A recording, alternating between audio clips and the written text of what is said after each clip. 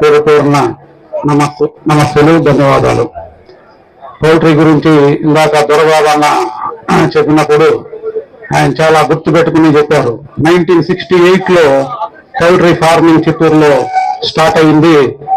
ఈరోజు విజయ డైరీ అనక వెల్లెప్ప నగర్ దగ్గర వెంకటేశ్వర పౌల్ట్రీ ఫారం పేరుతో మొదట 3000 కోళ్లతో ఫారం ఉత్పత్తి ఇక్కడ జరిగింది. 1971లో బాలాజీ హ్యాచరీస్ ప్రారంభించి ఇక్కడ ఫార్మర్స్ ని పెంచడం కోసం సుందర్ నాయుడు గారు ఆ రోజుల్లో సైకిల్ వేసుకుని గ్రామీణ ఆర్థిక అభివృద్ధికి ఇదెంతైనా తోడ్పడుతుంది అనేటువంటి ఉద్దేశంతో ఎంతో హితోధికంగా ఎంకరేజ్ చేసి ఫారాలను పెట్టించి ఈ రాయలసీమని కోళ్లసీమగా మార్చినటువంటి ఘనత అయితే ఉంది.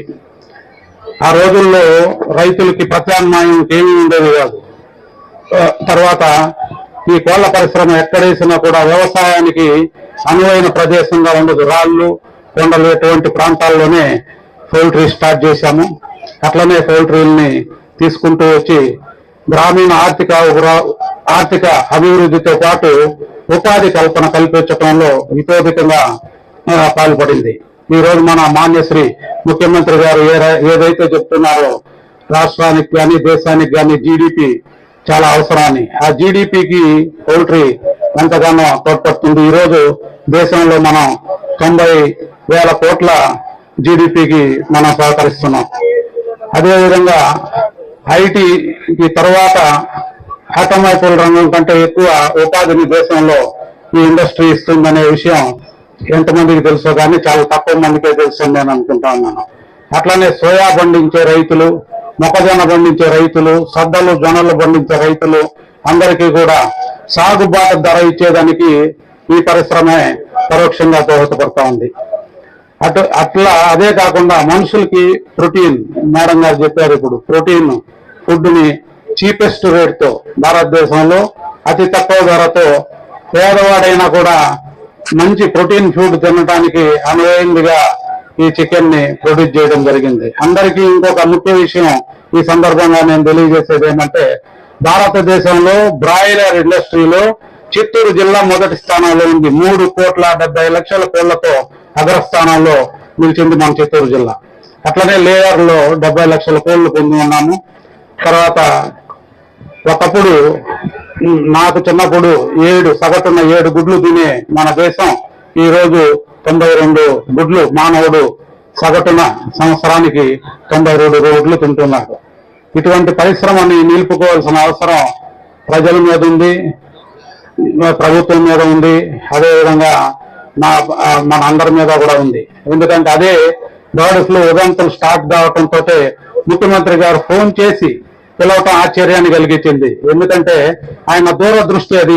వెంటనే బర్డ్ నుంచి మనిషికి వైరస్ రాదు, ఏ బర్డ్ నుంచి, కోడి నుంచే కాదు, ఏ బర్డ్ నుంచి ప్రపంచంలో మనిషికి వైరస్ రాదు అనే దాన్ని మనం గుర్తుంచుకోవాలి. మీడియా సోదరులకు కూడా ఈ సందర్భంలో చెప్తున్నాను, బర్డ్స్ నుంచి మనుషులకు వైరస్ రాదు. ఇది ఒక రకమైనటువంటి కొన్ని విషయాల్ని సభా వేదిక మీద చర్చించుకోలేము, కానీ ఈ బర్డ్ ఫ్లూ ఒక క్రియేటెడ్ జబ్బు. ఇది యాక్చువల్ గా టమీ ఫ్లూ అనే ఒక మందు అమ్ముకోవటానికి ఈ బర్డ్ ఫ్లూ అనే ఒక జబ్బుని భారతదేశంలో వదంతుల రూపంలో పుట్టించినటువంటి విషయం చాలా తక్కువ మందికి తెలుసు. దాన్ని మేము కూడా పోరాడుతున్నాము కేంద్ర ప్రభుత్వంతో. దాని మీద ఒక ఎంక్వైరీ కండక్ట్ చేయండి, దానివల్ల చాలా ఇండస్ట్రీ నష్టపోతూ ఉందని. అది ఈ రోజుకి కార్యరూపం దాల్చలేదు.